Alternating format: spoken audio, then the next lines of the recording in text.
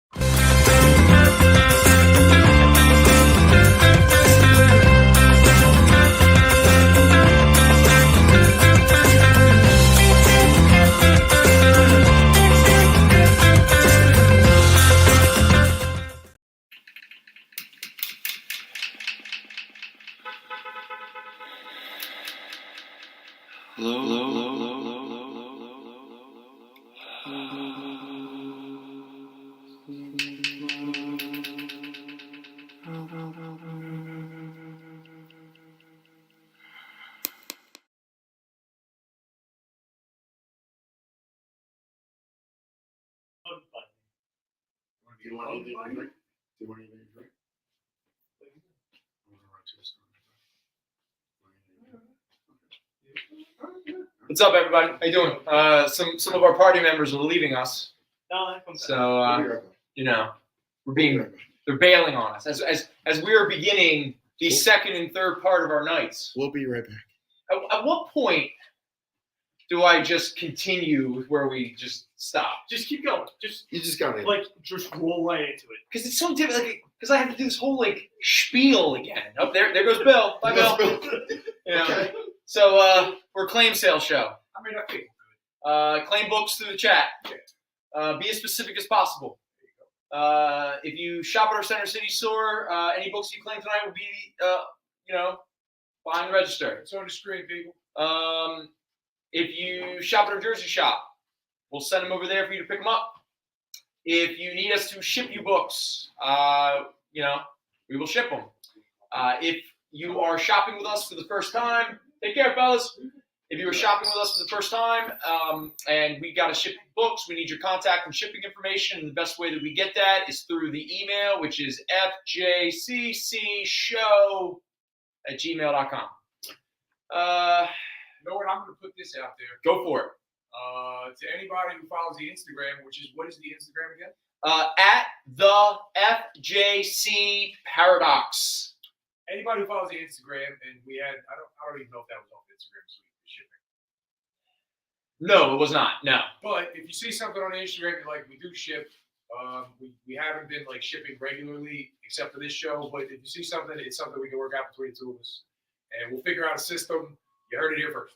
Yeah, we're trying to figure out the shipping thing because it's really awkward. It's when we don't know what to charge. There's a lot of moving parts regarding it, and where you ship and where you can't ship. But we're trying to work it out. Hey, I was excited that I actually put together a package today, and Beautiful job. I got, if not the exact shipping, maybe I charged $1 more. You actually made the shop money. He did better because he made shop money. You're not supposed to do that? No, yeah, it's 75 cents. Okay, just calm down, all right? Okay, but it's ready to go. All it needs to just be I don't know. That was a big win for me today. I came in, I asked Al, and Al was like, "Dude, just get an envelope, do your job." And I was like, "Oh, I'm sorry." I was like, "I need to help you. This is not how it's work." Yeah. And he was like, "Well, it's for the shop." I was like, "Oh yeah." Okay. No, his first thought was, "Wait, I thought it was for you." I was like, "No, it's something for me." He's selling something. A customer purchased them. A customer thought they were going to be able to stop. They thought they were able to come to the city this weekend, pick up some books they put on hold earlier in the week. They found out that they were not going to be able to make it, and they didn't know when they would. And so they honorably were like, "Hey, listen, would you ship the books to us?" And I went, "Yeah, but I mean, it's going to cost me about like $10 shipping. Are you cool with that?" And the guy went, "A-okay." And I went, "All right."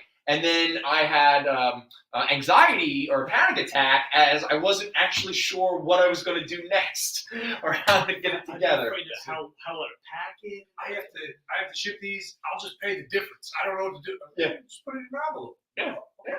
But it's good. But it's well packed because again, with the Instagram, following other people who only ship, they only sell on Instagram, they only ship. They constantly show photos of look at this, and they call the stores out. They're like, look at this store. Look at the way they sent this book. Look how damaged this book is. And I went, I do not want to be that. If anything, I think we overdo it because I know I do. That's fine, man. But just a lot of my packed your books up this week. Yeah. You're getting more bubble wrap than your comics. Just as long as, and again, Let's get pounds. I bought one book. And let's be honest, if we overpack, and that affects the shipping cost, don't worry, we'll cover it. We got it. Like, it doesn't usually. Yeah. It hasn't really been an issue. Listen, if you buy a $20 book and it's like shipping's $8, I'd rather it be $8 in nice packing. Sure. I'd rather be. Absolutely. Because again, if you are willing to pay the money for shipping, which a lot of people are, that is with the assumption or the business relationship of buying comics from a retailer, that retailer is going to take care of their product until it becomes your product. I don't appreciate when people open it and steal my book. That's different. And we've told the infamous story here on this show, something that we were blamed for, that it is very obvious somebody in the post office knew what was in there and stole the books. All right? Just so we're clear. Because we did not pack a book up, then tear it open, and then ship an empty package. That's the thing that just blows my mind. Why not just go, oh, sorry, guess it got lost in the mail. And it's offensive to the postal employees, too, because we think they're going to ship in empty boxes. I will do that. I think we got it. It's all right. Mr. Lucio, we do not have any Slab books on our show today, and I don't think you have a Batman Adventures number 12, do you? No, I'm so sorry. No, we do not have the first appearance of Harley Quinn. Instead, we have things like the first appearance of the third Vigilante, or the first appearance of instead of the first appearance of Harley Quinn, we have the first appearance of the Mortician. Yeah, he has the ability to revive corpses. Wait, did Dave Gibbons draw the Mortician? No, Brian Bolin. Brian Bolin, that's what I meant. Yeah, Brian Bolin drew. That's a beautiful book. And let's play this game again. Let's do it. Who wrote? What's up, Zane? Oh, Zanin? Hey, buddy. What's happening, man? Yeah. So this is first appearance of the Mortician. Who, I don't know. Maybe in 15 years, he's the next Harley Quinn. Just saying. Or how about, we got another Batman character. How about the first appearance of Quiz and Query, the Riddler's henchwomen? Yes, Batman Chronicles number 3. The first appearance of Quiz and Query. Who knows? Maybe the Batman 2, the Riddler comes back, and now he has 2, instead of 1 Harley Quinn, he has 2. Who knows? Some of the Harley Quinns? The Harley Quinn, sure, but they're Quiz and Query. But 2 Harley Qs. Quinns. They got the Qs. All right. No, but all joking aside, no, seriously, sorry, man. Trust me, if we had a Batman Adventures number 12, I'd be pushing. I would just stand here for 4 hours until someone finally bought it. You know. We wouldn't have one. That book's gonna go. Yeah, that wouldn't even made it to the show. If you follow the Instagram, Mr. Lucio, when we get one in, that'll be the first place. Yeah. You see it. In all honesty, this is the first time you found us. If you want to follow us, the one social media that we keep a daily we keep up on is our Instagram at the FJC Paradox, and any big keys, usually Friday and Saturday, as they trickle in to promote the show. We post the keys to be like, hey, if anyone is interested, you can always buy this, but you can just wait till Sunday and hang out with us and buy it. I had a chance to buy that book 5 years ago, 6 years ago. I was like, you know what? Nah. For how much? $50. $50 was great. It was high grade? Really, it's unopened. It was unopened. It never came poly. It's brand new. It's unopened. You know what I mean? So wait, Shrink wrapped. time out. The thing was never. Time out. Like in a A blister store. bag? All right, relax. A store bought it. Was it a Walmart exclusive? No. It was. Did it come with a DVD Nope. for Batman Adventures? The original book. the store it was in a big store. It was one of those like little tiny. And they were selling it for $50 as of 5 to 6 years ago when it was already a $500 book. Yeah, it was like he goes, "Hey, what do you?" And you chose not to purchase Here's it. the thing that kills me. I go, he goes, and this was an. Does anyone hear Jason? All right. I was in a big collector. You have to be on. If you want to No, talk, that's the rule. Otherwise, you gotta move on. because I don't want people seeing me on the street and be like, "You're that guy." Here, hold on, Jason. Jason, talk about it. Go. Go. So anyway, they were like, "I such a jerk." All right, enough of your story. Let's move on. Let's Anyway. us try to sell some books. Man, you really know how to tell a story, Jason. Listen, train wreck. I don't know, Mr. or Mrs. Pigeon Patrol in the chat. Cool. I'm not sure what exactly lot you're talking about, but let us know in the chat as specific as you'd like. Is there? Yeah. If there's anything up here, or you have. Okay, so real quick, If you're just messing with us, that's fine. hey, if you're messing with us, that's fine. too. Al gets really good at being able to filter that out, but I am very gullible. If you're a troll, you come on down. You come see us in person. But again, nothing will ever get better than when we were propositioned for sex during a show. Yeah, we let them come back every week. Hey. All right. Let's get into it. Real quick, if you missed out on the local show, which is what we do on the Fat Jack's Comicrypt Facebook page from 4:30 to 5:45, right before we do the experience. What we have left over is a few issues of Star Wars: The High Republic Adventures. The big keys, the only key that we have really left is issue 6, which was the first appearance of a bunch of characters. Nothing has particularly happened quite yet with them, but when it comes to Star Wars and it comes to any issue where there's multiple first appearances, people like to take a gamble because if even one of them hits, it'll be a big book. So this Star Wars: The High Republic Adventures number 6, high grade, this is $10.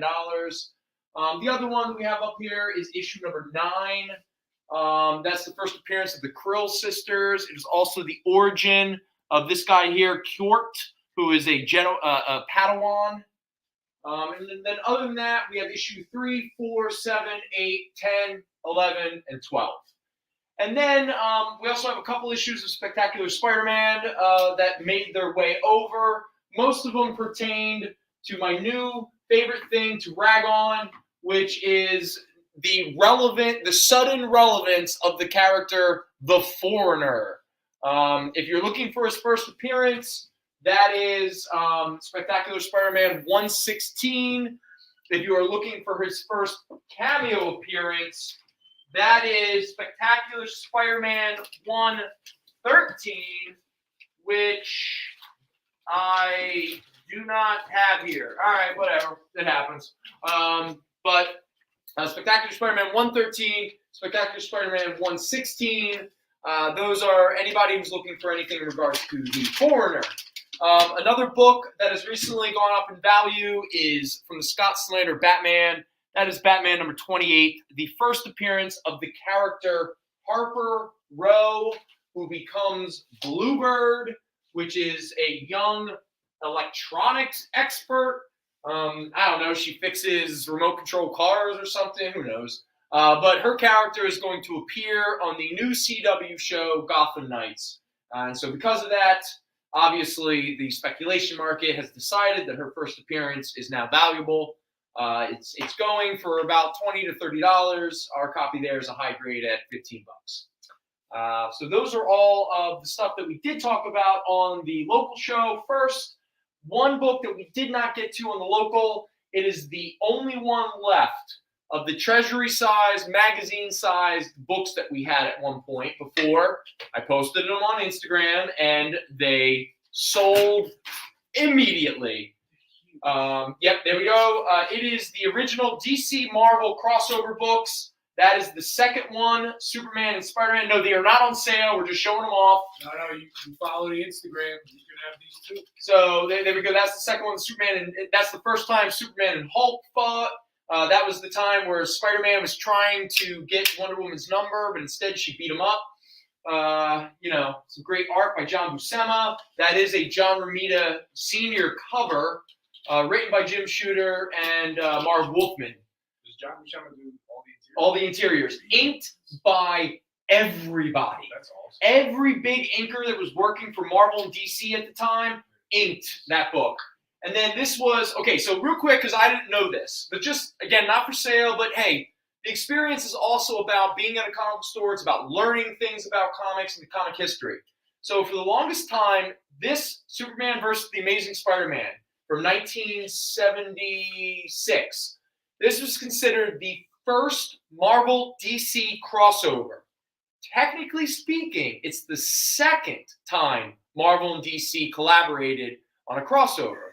The reason most people consider it the first time is because it was the first time Marvel and DC used their own superhero characters. Because technically speaking, does anyone know the first time Marvel and DC collaborated on a book together? It was in the late 60s. No. Again, I'm gonna say the collaboration had nothing to do with either company's characters. Was it a legal collaboration or? It was an adaptation of a very famous film and a series of books connected to that film. Famous film and series of books, not Dick Tracy. In fact, I'll give you a hint. I don't know if my buddy's watching, but somebody in the chat in the local show was very upset about missing out on the first appearance of Swarm.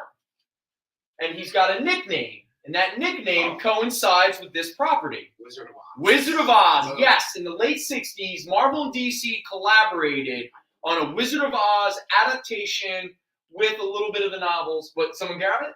Oh, Zanin got it too, yes. So, because Zanin was the lucky one who walked in while I was pricing up those, and he grabbed the Hulk and Batman, which is the third of that little trilogy. And on Saturday morning, because I had taken pictures and I really enjoyed it, so I was like, oh, I'm going to still post it. And I posted it. And I think 10 people were like, I want the book. And I went, it already sold. And I felt so bad. What happened to the story? I know. I felt bad because, like, and in the post, I didn't even say anything about on the show. Or I was just like, oh, isn't this cool? And everyone was like, I want it. I need it. Give it to me. And I was like, I'm sorry. I don't have it anymore. So there we go. All right, someone grabbing that issue 6. Mr. Benjamin, is that I'm thinking that you're claiming this one?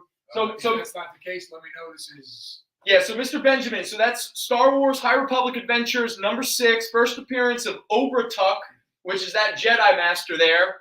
The first appearance of 3 characters. I have no idea who they are. Leo, Giassi, Affy Hollow, and Geode. And the first cameo appearance of another character I have no idea of, Tal Bota. So yes, that is if one of these characters hits, that is going to be a very valuable book. I had no idea Thanks, Mr. Benjamin. those books were that big. Like that's a huge. No, the High Republic is going to be massive. Like it is. Like Marvel and Disney created the High Republic with the idea that it's going to explode. Like they recently put out a little High Republic manga that they even had a free comic book day preview of it. That book's starting to go up because that book's got multiple first appearances. First, High Republic number 1, High Republic Adventures number 1. They have a lot of value because there's multiple characters that are introduced in that, and they're creating a all-ages television cartoon show for the High Republic. And there's a lot of rumors that they're going to create either a live-action film or TV series based off the High Republic. They got it.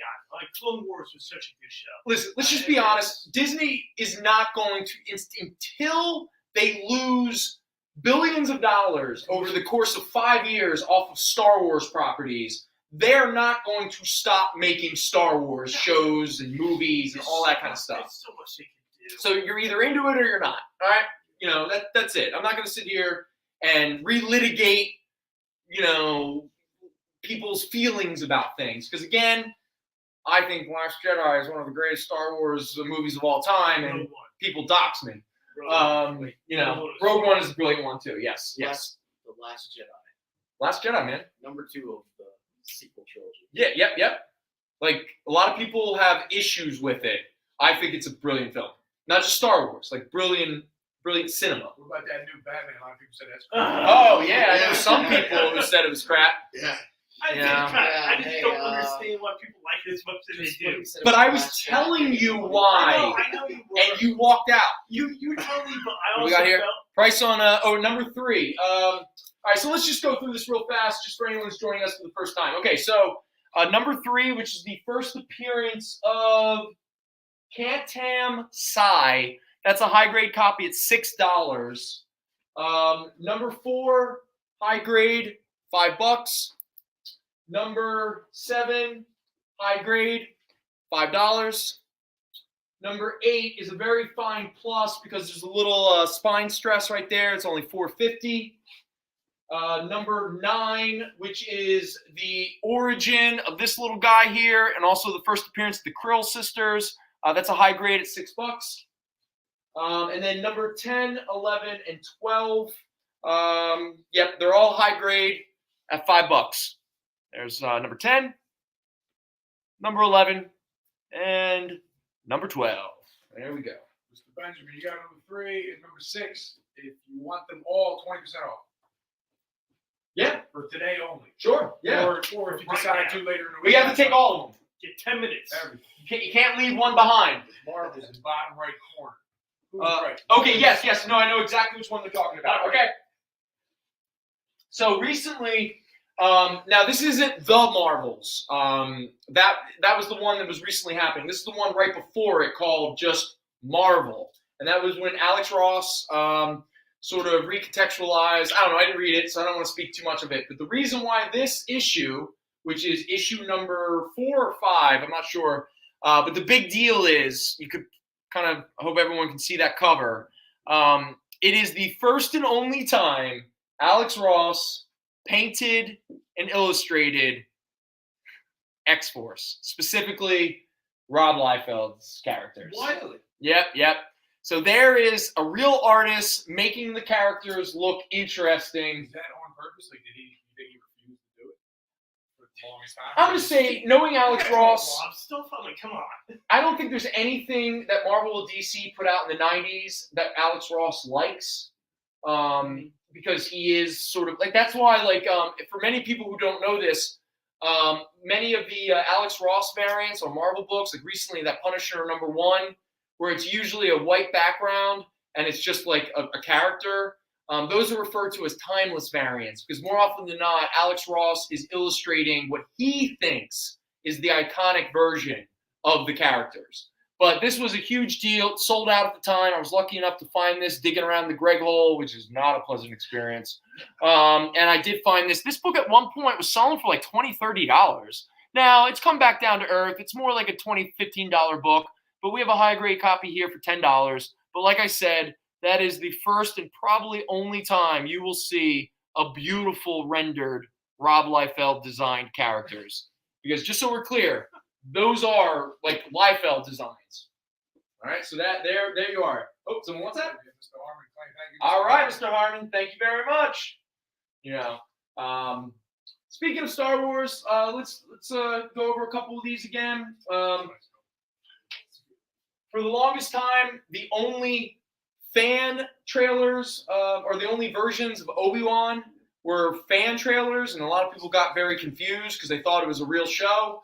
Well, now, don't worry, people, because like I was just saying, until Disney loses a lot of money on Star Wars, they're going to just keep cranking it out.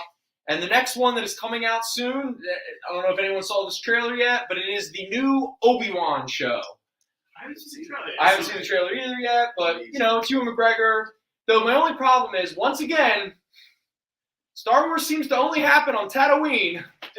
Yeah. I don't know if Disney just bought a section of the Sahara Desert or something, or what. That's the planet you know. I know. But anyway, What planet do you know of? we get another TV show in a desert. It doesn't matter because anything connected to Obi-Wan and Obi-Wan's past in regards to the comic books are all going up in value. Obviously, his first appearance is in Marvel's Star Wars #2 from 1978, I think.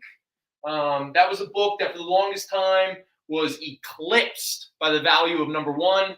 But everyone figured out that issue 2 introduces Obi-Wan, Chewbacca, think Han Solo, like, yeah, like the first issue, it's Luke, it's Leia, it's Darth Vader, C-3PO, R2-D2. But the second, all the next big, grouping of characters were all introduced to number 2. Because there was a period of time where you could have got number 2 for like maybe $20, $30. Now you'd be lucky to get it for less than $200-$300. You get like all the squares in issue 1. Yeah. And then you get all the cool kids. And then you get the cool kids in issue 2. Yeah. That's that. Depending. I mean, when it came to high school, everyone wanted to hang out with the cool kids, but they were really missing out on the second tier kids. Alan, Brendan. Now, They let you in second tier, huh? yeah. Now the third tier, Bill and Duke, That's right. still pretty cool. And then you get to the 9th tier, the 9th level of hell, where Jason is hanging out with his terrible Monster Squad takes. That's very generous.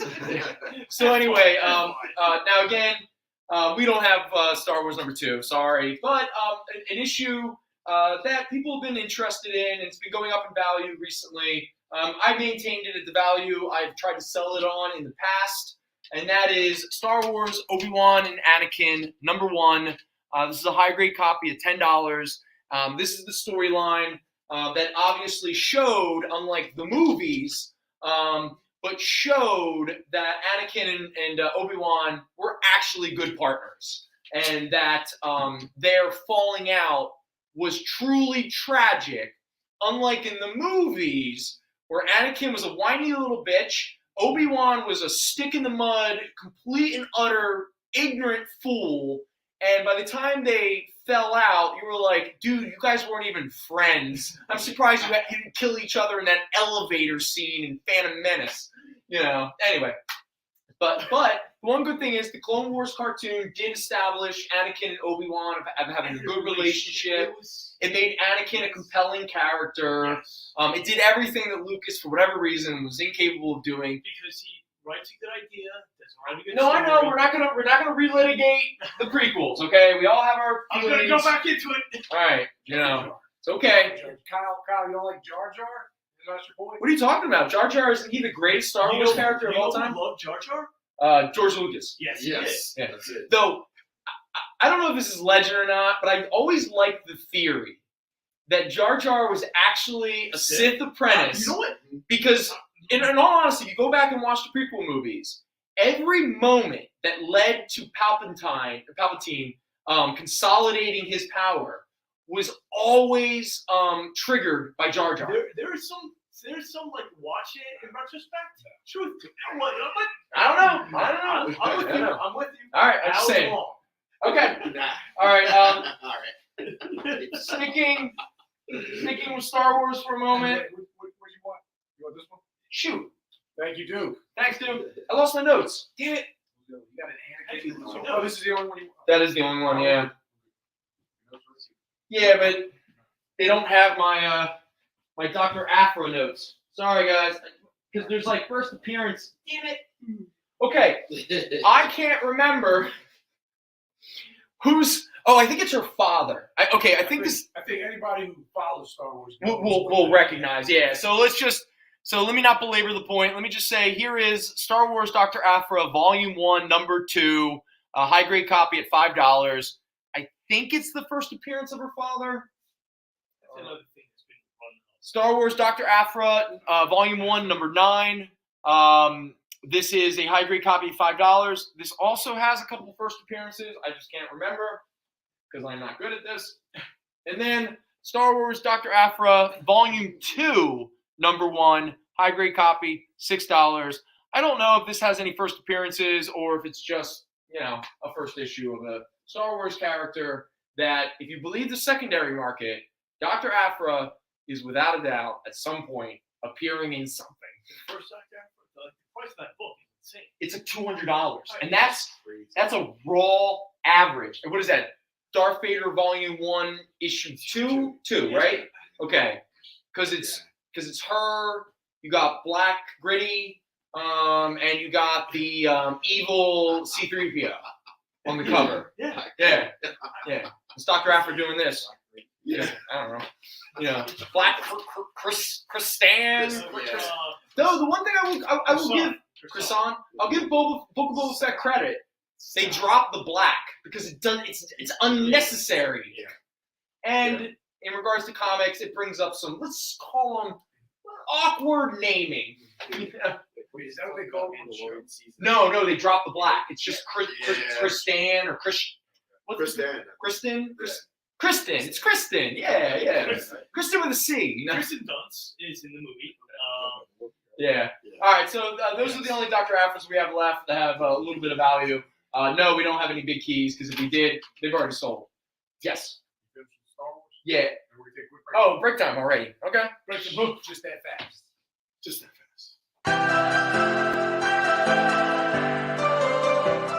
This is The Experience.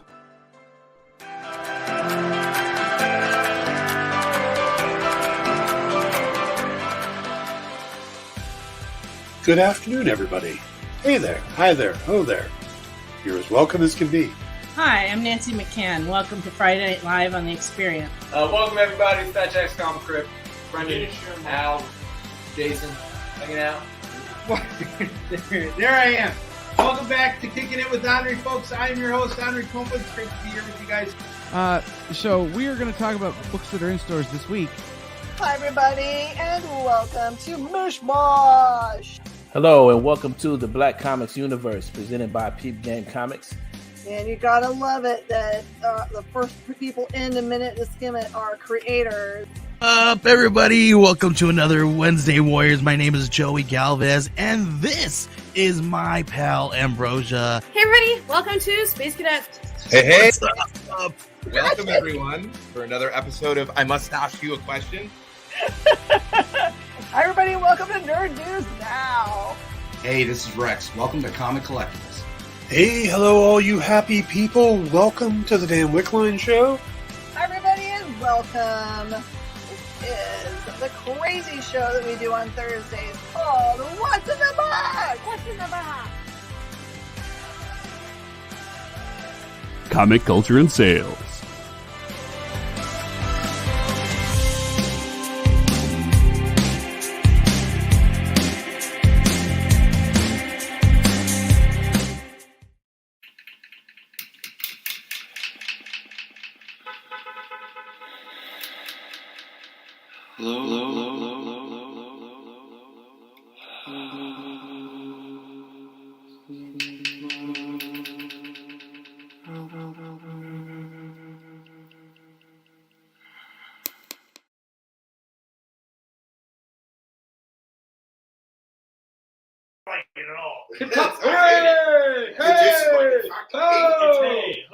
We're back. Do you want to talk about the first time we bought Running by Nature's first record? No, Ooh, we already did that. funny? But So across the street, 30th anniversary vinyl. no way. 30th anniversary. With them doing this and like a dump. Standing on top of like cinder blocks or something. Yeah, it's just doing the ultimate. Yeah. Okay. All right. This is the ultimate '90s hip hop pose. You ready? That's it. Oh yeah. There you go. Yeah. Like you gotta have the guy in the back with the weapon. And then wait, hold on. I'm gonna do the scary front man. You gotta have Duke down below. Oh yeah. Somebody has to be squatting. Yeah, real quick though, like, if you see anything up here, please hit us up in the chat. Did you guys see that that viral video series that was going on? It was like a group of dudes would walk into like a Target or a Walmart, and they would just walk up to somebody, and everyone does the hip hop pose and take a photo. And you could always tell the people whose heads are just way too far up their asses, because a lot of people would be confused at first. They'd be like, "What?" And then they would suddenly go, "Oh yeah." And then you have other people be like, "Get away from me! Stop! You're making me uncomfortable! Don't touch me!" But I don't know. It just made me happy. It was a very positive during the COVID time. It was just dudes just walking and just be like, "Hey," and good stuff. All right. So let us, I guess, get back to comic books. So I hope everyone enjoyed Peacemaker. Yes. Peacemaker dog, that's it. It's well, the first season's over. Bill, did you watch Peacemaker? No, I refuse to see anything which not see. Okay, valid. Okay, all right. Bill's coming hot. You know, all right. My bad. Duke, Peacemaker. Absolutely. Great. Jason, did you finish it? Did you even watch it? Oh no, I Watch it. thought Yes or no? I thought Yes. it's like No, it's over. I'm Oh, okay. Allow me. I'm segueing. Oh, so no, Have you not watched this show? I wasn't sure if there was episodes I missed that I'm not sure what's going on. How about this, Jason? Did you watch Peacemaker? And you go, I have watched. Yes, absolutely. Yes. And I go, hey everybody. Yes. For anyone who didn't watch Peacemaker, Vigilante was a big character. Absolutely. Right? And he was a great runaway character. Yeah. Well, I don't have the first appearance of the first Vigilante. No. I don't have the first appearance of the second Vigilante. No. But guess what? I have the first appearance of the third Vigilante. And this is going to really upset some people, and I hope they're not watching, because the third Vigilante is a lady. What is it for Vigilante? What's her name? Her name is Patricia Trace. Ooh. Here we go. Deathstroke the Terminator, number 10, the first appearance and cover, for anyone who cares, of the third Vigilante. Looking good, right? I like the third Vigilante. Me too. Especially because, all right, real quick, that's a high-grade copy at only $3. Again, if people who watch the Fat Jack show, it's usually not to get Hulk 181. That's like an eclipse. It's to get the big keys that'll be you're buying for $3, and then in 10 years there's gonna be Peacemaker like season 10, and you're gonna get her showing up, and this book's gonna be like $200. But you can buy it for $3 now. But more importantly, she became the love interest of Slade Wilson, Deathstroke himself. Look at them all making out together. You looking for her first appearance? Right there. There you go. So not only is and by the way, these are Mike Zeck covers. Oh, you got Bridget Nielsen. Right? Yeah, no, that's straight up. No. Yeah. Doesn't that look like Cobra? That's Cobra. No. Beverly Hills 2. Yeah. No, for sure. And it makes sense because like the pout on the face. Yes. That's awesome. Oh yeah, she's probably sticking a Deathstroke with a bunch of anabolic steroids. Because my favorite part of Rocky IV, we don't do steroids, and then it cuts to a montage of them giving him steroids. I love it. This is brilliant. Anyway, so here is Deathstroke the Terminator, number 11, the special Love and Bullets issue. Yeah, there you go. Now this is also a high grade copy at $3, and then you get the breakup issue. Yeah, that's right. Yep, issue number 21, Love and Death, where Deathstroke, I guess, I don't know, ghosted her. And you got to be careful ghosting a woman who loves guns, because she might show up at your place of business and point a gun at your head. Just saying. High grade. Wait, what? For real? Wow. All right. At the end of this episode, we're going to have an interview with Jason where he tells us how an ex pointed a gun at him. All right. So this is Deathstroke the Terminator, number 21 from 1993. Now this one doesn't have the cool Mike Zeck covers, but still, that's a nice cover. That is also a high grade copy at only $3. No. It was that era when Mike Zeck stopped doing the interiors, but he was just doing covers. Yeah, which always broke my heart because they especially Marvel, they wouldn't at least DC, even in the 80s and 90s, would put the writer and artist name. So a lot of times you're like, oh, I recognize that artist, that cover, and then you look at who did the interior, and you're like, that's not Zeck. Who's Owens? Yeah, who's Bushnell? Yeah. Who's Bright? I'm out. No. Some whiskey. And for anyone who's looking for some more first appearances, here we go. Deathstroke Terminator, part of the Bloodlines event. This is annual number 2. First appearance of Gunfire. Does anyone know what the power of gunfire is? Power of gunfire. The power of gunfire. Guns? The character. I'll tell you. He is a stupider Gambit. What he does is he holds okay, look at this cover.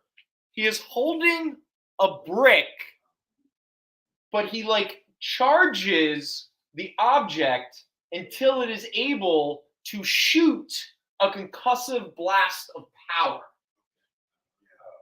So that's it. He doesn't bother throwing it. No, he doesn't throw it. Yeah. He holds it in his hand and then he shoots it out of his hand. Wouldn't that make him a smarter Gambit? No, because at He least doesn't have to do as much work. I mean, He's got He's that a line, lazy- but he's a lazy you Gambit. gotta okay, lazy Gambit. Okay, because at least Gambit is able to like have the precision and aiming to be able to throw a playing card. He's a little heavier too. He's definitely, and he wears stupid goggles, and he also has that. Okay, all right, let's be honest. Gambit's got the weird accent. What's up with the 90s? All right, does everyone remember this 90s design? You ready? It is a neck, and then you have an attached sort of mask, except the mask for your eyes is goggles, and then your entire jaw, mouth, and nose are exposed, and then all of your goofy 90s perm hair is just popping out. So if you don't know what I'm talking about, let's look again at gunfire there. Why did the 90s become obsessed with that? I mean, Havoc had that at one point. Yep. Instead of having his cool, suddenly, like, who cares about your perm? Put it under the mask. Mr. Kokerman, how you doing? So, It's like the ski school. Like everybody. oh, anyway, that's a high grade copy at $5. First appearance of Gunfire. Mr. Kokerman, did you get your FF? It shipped late. It was the FF book and record. Just let me know. It shipped late and everything got deleted. Okay, So but it did go out. It definitely went out. Okay. Just it was one of those I meant to reach out to make sure it wasn't damaged or any kind of problem. All right, cool beans, cool beans. Just because the vinyl, it's one of those 7 inches. Oh yeah. That's a nice book. You got a Batman 28 on there? I do have a Batman 28 that we talked about earlier. That is a high grade copy at $15. That is the first appearance of the character Harper Row as Bluebird, the electronic experts of the Bat family. Should I keep talking, or one of these idiots? No, Just kidding. Don't kid. Thank you, Mr. Kokerman. It's an accurate statement. All right. So is this being claimed, or was someone just curious? Before I keep. Duke was interested in it. So Duke, do you want this book? Okay. So it's going to Duke because I've literally said why that book is important 3 or 4 times. Yeah. So like, I don't want to waste. If the person who's been hanging out with us most of the night needs me to explain why that book has value, what am I doing here? Tell me more. Tell me more about that book. It's on the QVC knife show. Trust me, there was one moment where Al got really scared because he was like, "Uh-oh, I feel it turning." Like there was a moment. There's gonna be a moment. I think it was over there. It was getting intense, and I was like, "Bam, bam, bam, bam, bam, bam, bam," and you get it, bam, and you, and I was like, "Whoa, dude, please, just slow down." You make me nervous. Yeah, you make me nervous. Oh, trust me, the moment I can smell myself, I'm like, time to stop. Because I shouldn't be breaking a sweat just standing here trying to sell a couple comic books. You're all stressing me out, guys. I'm going home! All right, real quick. Avengers Academy, issue number 20. This is the first cameo appearance of the second White Tiger. I apologize. I can't remember her name right now. She's obviously Hispanic. She's a young, attractive woman.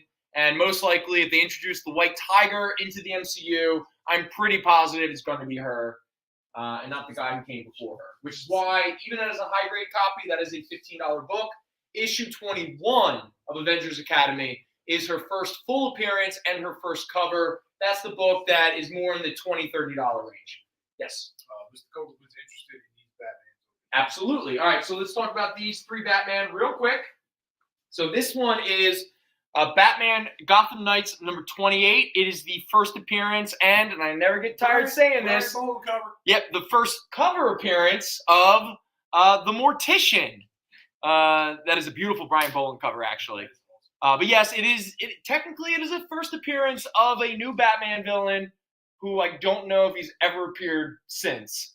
But his power is that he is able to reanimate the dead to torture his victims. But think about it this way. It's a high-grade copy of a first appearance of a character named the Mortician, and it'll only cost you $3. DC, pretty sweet. You think DC has something? That cover alone, right?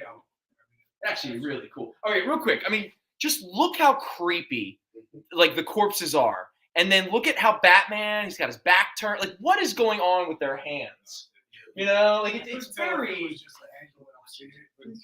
It's suggestive, yeah. And again, the whole like he's like, yeah, he's my girl. Like, it's weird.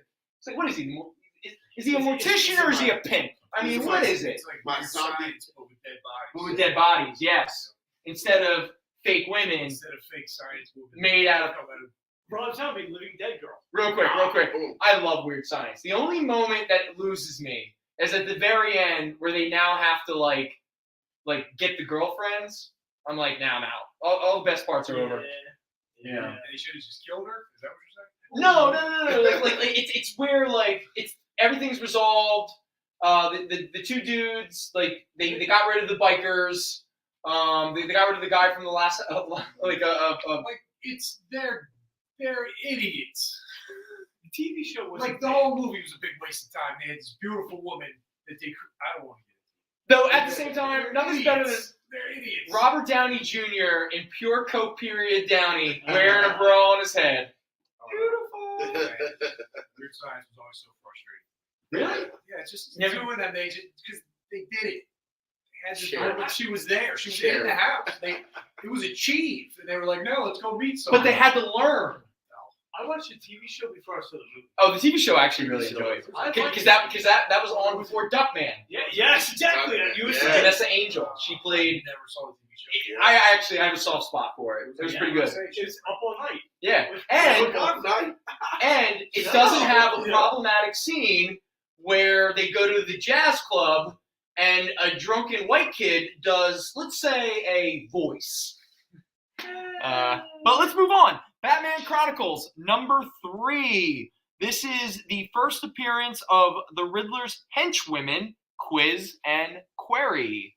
Now that's not a Brian Boland cover. That's a guy who wishes he was Brian Boland, but you don't need me to tell you who it is. I imagine most of you recognize that artist. Batman Chronicles #3 from the winter of 1996, a high-grade copy at $4. First appearance of Quiz and Query. And then this one is... All right, what are you talking about, Kyle? You keep saying that. What did he say? Quiz and Query were in a movie. Are you joking, or was there a movie? There's no way to know that they weren't just some rando that was in the movie that just came out. Like that they were women. But the people who were at the end of the film. Time out. Kyle, the Riddler, the only people who followed the Riddler were a bunch of white dudes. That you know of. Oh. I mean, did you see two ladies? Yeah, by the way, Kyle, I didn't see very many gender identifying markers on any of them. There we go. Oh, I did. They all had their genitalia exposed. That's what I'm saying. We don't know that they didn't set it up without telling us they set it up. Okay, real quick, Kyle. You're making my point for me. This book is now $8. It is double. Yeah. It is double. Right. Let's see if we can double it again. Quiz and Query were introduced in the Batman. No one knows yet. So this book just suddenly, and I don't know how, just went up doubled in price. Right. Let's see if we can stretch this thinner and double it again. Come on. All right, real quick. Here's Batman Chronicles #21. Sorry, folks. No first appearances in here. Instead, I don't know who really cares, but this is the first published DC work by the writer Brian Michael Bendis.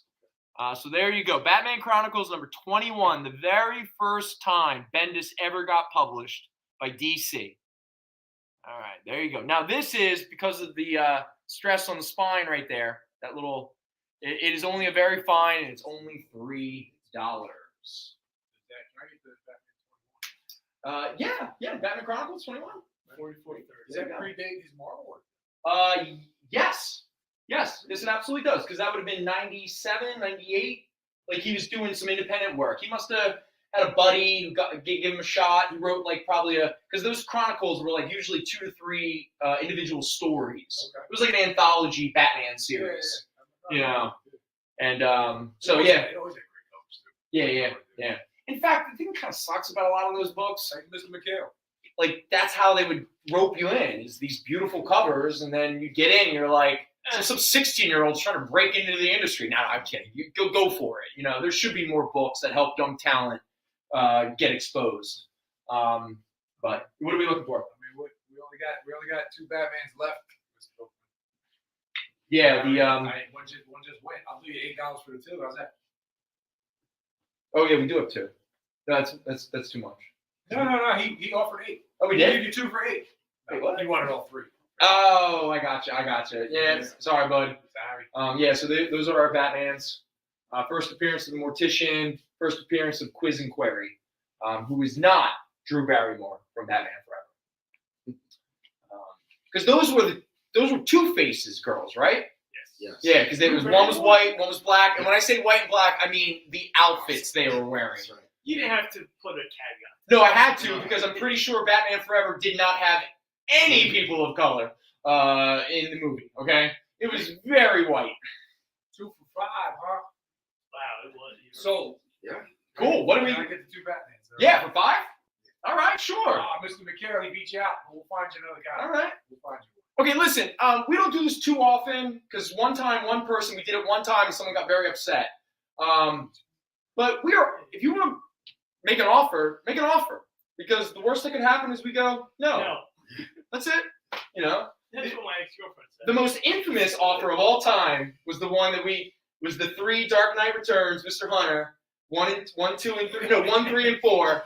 And he's like, "Can I do 150?" And we were like, "Oh no, they're consignment. We really can't do." And then Al went, "Oh, Brendan, they add up to 155." And I was like, "Oh yeah, 150. Sure, we'll take $5 off.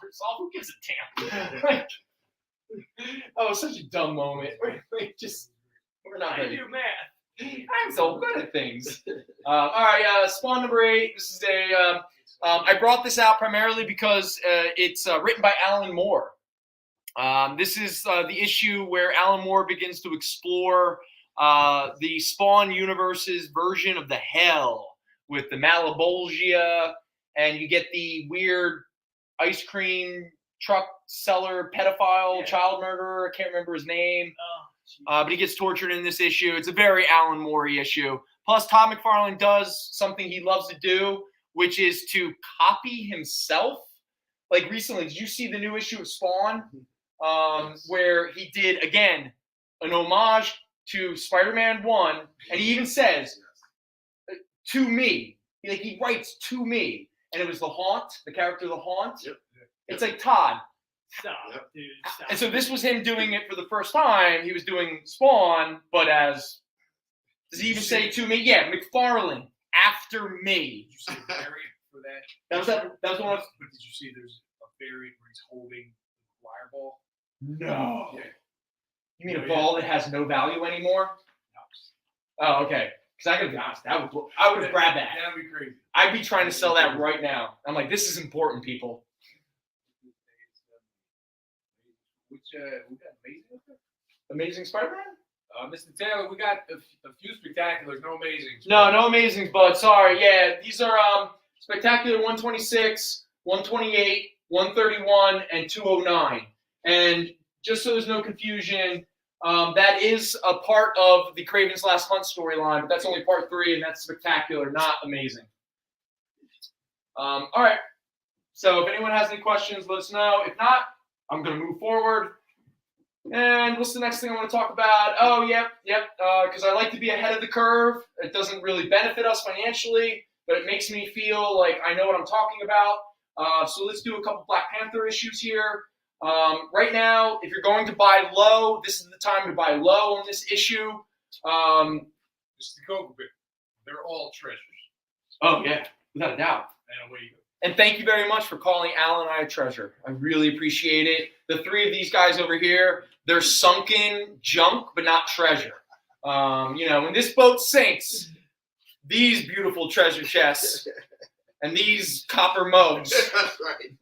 You gotta speak the truth. You know the truth hurts. Oh, because if you've never watched the show before, there's a lot of truth speaking. Trust me, you're very fortunate. Al and I haven't gotten into politics or religion quite yet. Because we do, much to Kyle's chagrin. Trust me. I'm pretty sure it's the reason why Mike stops watching the moment we go over to the experience, because he's just like, I don't want to hear about it. They held it together as long as they could, which is about an hour and a half, and then we go off the rails, usually around 7 to 8. Okay, but real quick, so Black Panther: World of Wakanda #1 for a while was a speculation book that kept going up in value. We had a few copies at the time that we were selling for about $8 to $10. Because again, you've heard me say this before, I'm uncomfortable trying to get full value, especially if we have a couple copies. I don't want to get greedy here. But Ryan Coogler, Ta-Nehisi Coates is developing a World of Wakanda Disney Plus series. But until Black Panther 2 comes out, all of the Black Panther spin-off series are all on hold. I mean, they're still being developed, they're still being cast, but in terms of like heat, it's cooled, okay? So because of that, a lot of speculation books that are specifically tied to secondary characters like the Dora Milaje, not the Midnight Angels because that's been confirmed, they're going to be in the Black Panther 2 movie, but specifically I'm talking about characters that were introduced in Ta-Nehisi Coates' World of Wakanda. Because the writer who wrote a book called World of Wakanda is creating a show called World of Wakanda where he introduces a bunch of new characters. So because it's cool, if I'm going to raise the price of books because something's happened, I'm also going to lower the price of books if things have cooled. So with that said, we have a copy of Black Panther World of Wakanda #1, high grade, at only $6. Now this is the first appearance of, and I'm flaking on her name right now, but that's her right there. She is the, how do they describe her? Like the head mistress or the head trainer, or like the main queen boss of the Dora Milaje. Like she's the one who helps to train them all and then picks the 3 that will be the king's like main bodyguards and stuff like that. She's also the one who decides who's going to be part of their Black Ops Midnight Angels series. She's like, the big guy. Yeah, Thunderbreak? No. Oh, his yeah. son or something. Yeah, but because his son is a villain. And I don't want to. And he trains all the warriors. He trains them all, yeah. So anyway, so her first appearance is in this. And it is not a well-kept secret that she will probably be one of, if not the main character in the World of Wakanda. The problem with the speculation market is it's impatient. So people get caught up in this FOMO, this fear of missing out. So it causes books to raise up in price. And then people stop and go, wait a minute. This thing that everyone said was going to happen hasn't happened yet. Oh, did I just get conned? And so suddenly the book stops selling as much. And so the price kind of comes back down again. And then that's when smart, forward-thinking people slide in, buy low, and then once the book goes back up again, when someone's selling you this issue for $30 or $40, they're the people who bought it for $6 to $8. Anyway, so I just wanted to let people know because it is something that will be very relevant in a couple years. But again, we need to get to the Black Panther 2 first, which is, as many people have probably heard, has been a very tumultuous production so far for a lot of different reasons. So there you go, World of Wakanda #1, high grade, $6. And we also have a nice little book, Shuri. Now at this point, she is the Black Panther, but this was the mini-series that came out called Claws of the Panther, which pretty much Shuri and Wakanda have to fight the Savage Land. Yep, that's it. High grade copy, $5. Beautiful Mike Del Mundo cover. And then we get Rise of the Black Panther. Now, again, this is another Ta-Nehisi Coates written miniseries. And this is the first appearance of T'Challa's grandfather. So not only is it the first appearance of his grandfather, it is the origin of T'Challa's father.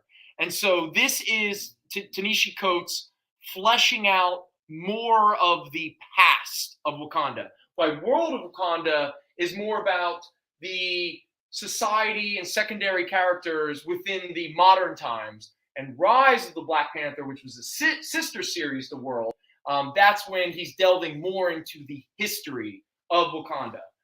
So again, this is one of those books that people are curious about, but they're not really sure if it's going to be a big key in coming years. But hey, it's a high grade copy. It's only $5. I mean, it's like a buck. It's a buck over cover price, and it's a book that at this point is almost a decade old. So there you go. And speaking of the origin of Wakanda, we do have again another Ta-Nehisi Coates written Black Panther series. Now, this issue is the beginning of what will turn into Rise of the Black Panther. So this is the first issue where Ta-Nehisi Coates starts to delve further into the actual origins of Wakanda and Vibranium. So again, these are issues that people are curious about.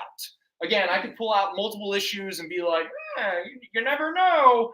But again, this is a high-grade copy at only $5. So again, the price is not indicative of it being key yet, but it has a potential. So, yep, of course. And it's a really cool cover. Thank you, Mr. Harmon. Dude, done like a complete Coates run, like an omnibus. Right? That's weird. Not yet. They will. I think they're waiting. It's a movie. You know what? I was going to say they're waiting for like the movie, but I've learned, and you as well, over the recent years, Marvel has a really bad habit of a show coming out. Everyone comes into a comic shop going, oh my God, I love the show. I want to read more, let's call them Scarlet Witch and Vision comics. And we stand there like jackasses going, it's all out of print. And then the show's over, and the interest starts to wane, and suddenly all of these new printings come in, and as a retailer, we sit there and go, does anyone want Scarlet Witch and the Vision? And everyone's like, I'm over it. I'm into Hawkeye now. What is? Yeah.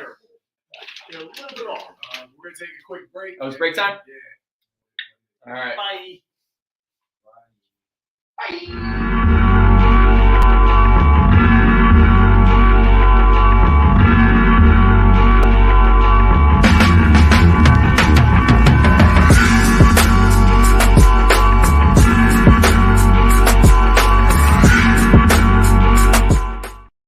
Imagine being at a convention and going to an interview panel that's just for you.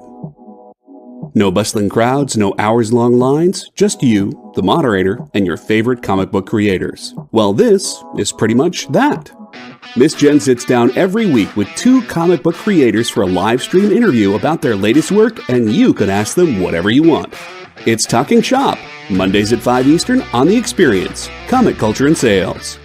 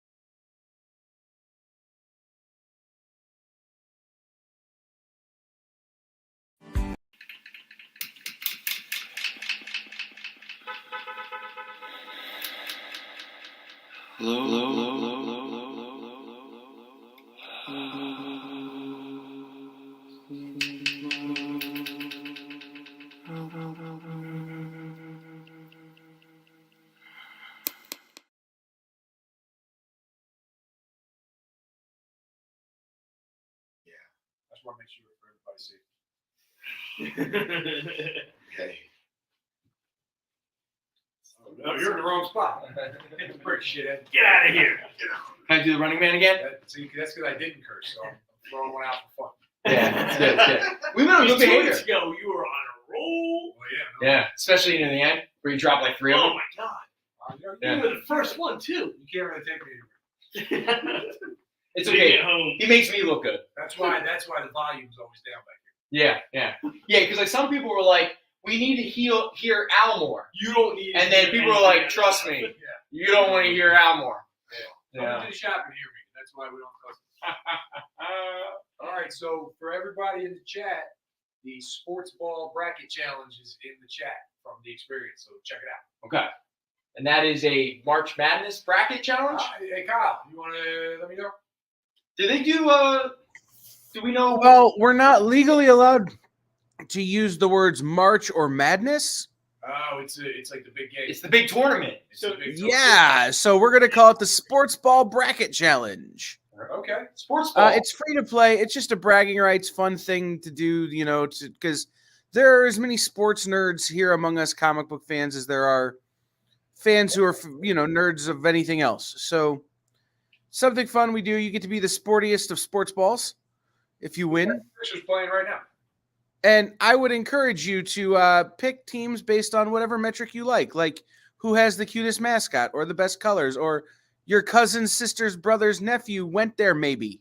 Right. Are the best butts. Definitely best butts. That's a good metric. Yeah. By the way, or whichever one has nuns in the stands that you're scared of. What was that? That's Loyola Chicago. Was that the one with the 98-year-old woman that kept carting around? The one that showed up last Yeah, and my team drew them first round. He's like 101 now. See, but we're not afraid of nuns. We fight nuns. We don't fight. No, it's true. Yeah, my team drew Loyola and their nun in the first round. Nice. Speaking of a good nun, has anyone looked at that cosplay Betty Page cover recently? There's a nun for you. Zane, and they're not losing badly. They're just losing.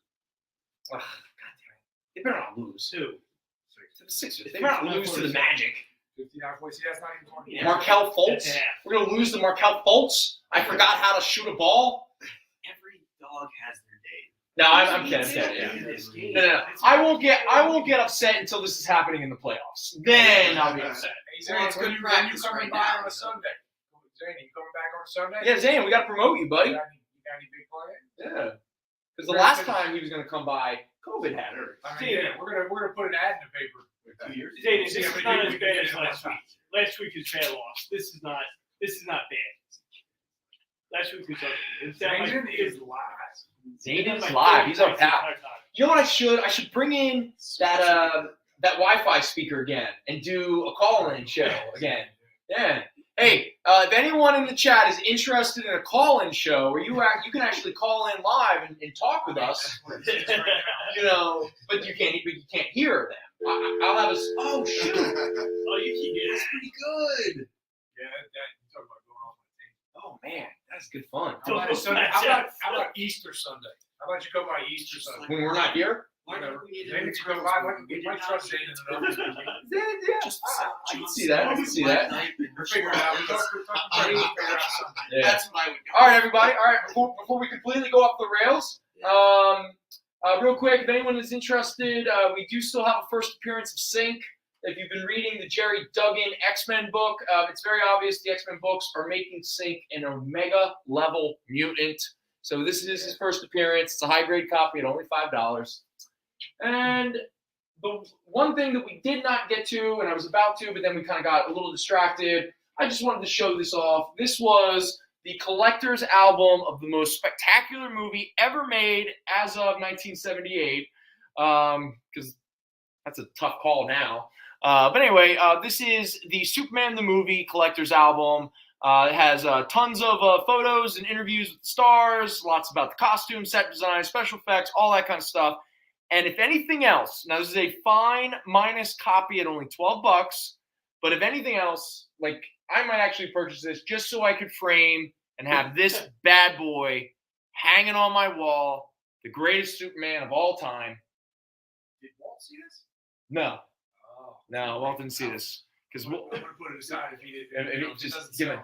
just look at the hope that man represents. I think it's awesome. I mean, it might be the most spectacular movie ever made. Name a more spectacular film. If anything else, first Captain America where he steals a car. No. How about this? I would make the argument. No, you're both wrong. It is the first hour of that movie is perfect. Like, it's perfect. You know, like, especially in terms of a superhero origin in a movie, it doesn't get better because it's almost avant-garde in its storytelling and filmmaking. You know, that first hour is just amazing. Anyway, okay, so yes, so I just wanted to throw that out there because it's the one of the oversized big books that we had that made it to the show. The other ones did not, as we talked about. Yeah, it's just gonna be. I guess we'll get back. Put a treasury board in there. We don't have it. I couldn't find it. We can't. You block off the back cover. Really? The back cover is amazing. We do? Yeah. All right, well, don't look for it now. No, I'm looking. All right. So Al's leaving us. So if anyone is in the chat, are you actually Yeah, I'll watch. Are you watching the chat? Yeah. Or are you watching the game? I'll watch both. You're watching the chat? All right, so if anyone says anything that I need to know, let me know. If not, also, because I'm not going to talk about the world being at war, so instead of talking about war, I'm going to show off awesome Sergeant Fury and the Howling Commandos comic books. About war. Yay! The good war! Yeah, right on. All right, there's nothing super key about any of these. Sorry, no first appearances of Baron Strucker, no first appearance of Nick Fury. It doesn't have the issue where Captain America shows up and everybody has a good, fun little ookie cookie moment. Google it. No. Family show. Oh yeah, family show. So I didn't curse though. I didn't curse. You say Google something they should be Googling. I mean, I don't think they should be monetizing this, but we haven't done anything quite yet that will prevent them from monetizing this. They'll look it up. Yeah. All right, so real quick, let's just run through the Sergeant Fury and the Howling Commandos that we have. If anything else, this is definitely part of an old segment that we used to do, which is Zanin Loves Ya. So there we go. Sergeant Fury and the Howling Commandos, issue 23, a good plus copy at $10. Issue 37, Into the Desert We Die. That is a very good minus copy at $7. And then we have issue number 41, Because You Demand It, Dino Manelli Fights Again. It's the Howlers versus the Blitzers. The Blitzers was Baron Strucker's his own Howling Commandos. Sergeant Fury 41, a very good copy at $8. And then we have issue 46, the one all about the medics, because, you know, medics also serve. This is a very good minus copy at $7. Oh, look at that. That's beautiful. I mean, it sure looks like it's showing up. Yeah. It's awesome. It really is. Oh, and they even have because they were filming aspects of 2. Okay. So Zod is in there. You know. Yeah, you see Donner. Oh, there's Marlon Brando. All kinds of stuff. How much money did Marlon Brando get paid to do the equivalent, I think, of 5 minutes of dialogue? It was like $10 million or something insane.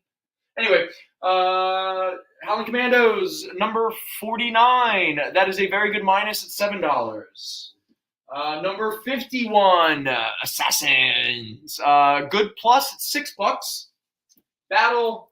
The Cry of Battle, The Kiss of Death. That's right. You know, Nick's like, come on, baby, we got to go make out. Issue 55, very good copy at $8. And then issue 58, at last, Fury's Fanatics open their own second front. I think that's a bar. That is a good plus copy at $6. And then we have The Peacemonger. There you go. Issue 64, a very good plus copy at $7. And then we have issue 68. Welcome home, soldier. Even when you go back to America, people are trying to shoot you. Very good plus at $7. And then we get the introduction of the Missouri Marauders. Issue 70. A very good plus at $7. Issue 78. He's fighting, I don't know, something's happening here. Don't miss, escape or die. Fine minus. Wow, $8. probably our best condition so far. And then issue 79, that's also a fine minus at $8, and it's them taking down the snipers. And then we have finally issue 80, Acton, to free a hostage. There you are, good copy at only $3.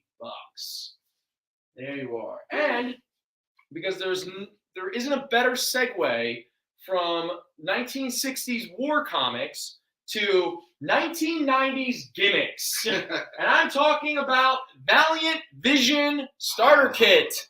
This is the gimmick that the Valiant Comics created that during our failed 90s show, I really wanted to get into because it was the dumbest thing in the world. And we know personally a couple artists that worked during this period for Valiant, and they were very frustrated by this process, which is a fake 3D. So you can read the comic and it doesn't look like, it's 3D or what have you. But if you wanted to, you could wear these glasses. If you wear these glasses and you look at the Valiant Vision book, that's one thing. I imagine somebody probably should have wore those glasses while watching the Batman. Maybe they would have, I don't know. Read between the lines. But so the basic concept is they realize that if anything in the foreground is a warm color, red, orange, yellow, and anything in the background is a cool color, blue, purple, green, that you would create a natural kind of 3D effect. The problem was that if you were an artist and you were told no character can have any color that isn't warm, and every background has to be a cool color, it's very limiting. But anyway, they gave it a shot. And so here, for only $3, you can have some fun 90s nostalgia. You not only get a Valiant Vision starter kit, but you also get a Solar Valiant Vision poster, and you get the very first issue of Solar Man of the Atom, number 29, that used the Valiant Vision. So there you go. For only $3, you get 4 items, including a very used glasses. Sorry, I couldn't find a brand new one. So there you go. That's a nice little, palate cleanser after talking so deeply about war and death and things of that nature. Let's get to the real tragedy of life.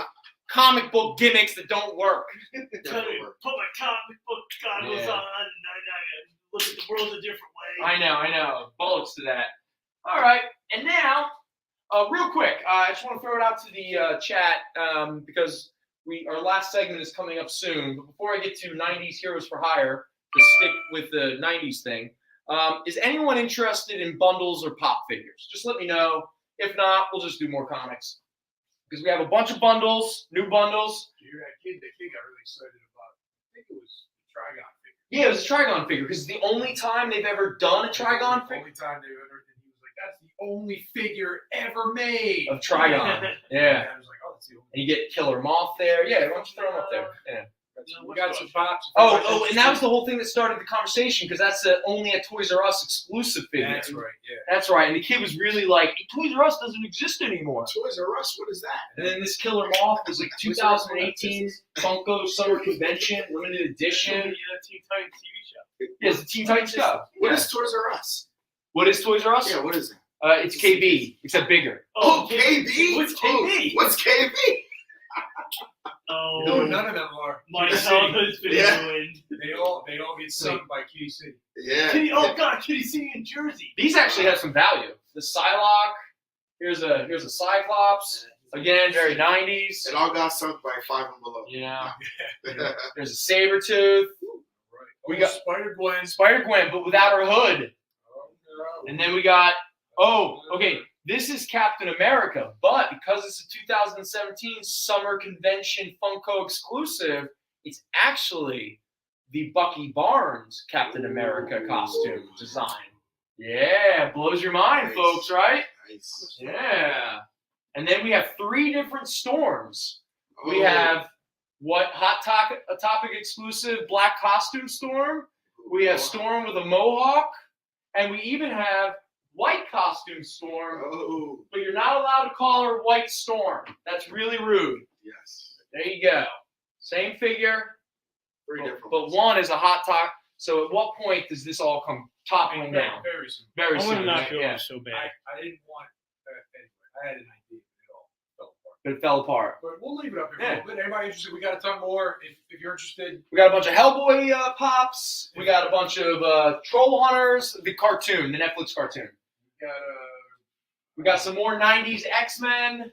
We got a Magneto, a Colossus. We got a Cable, a Quicksilver. a lot of pops.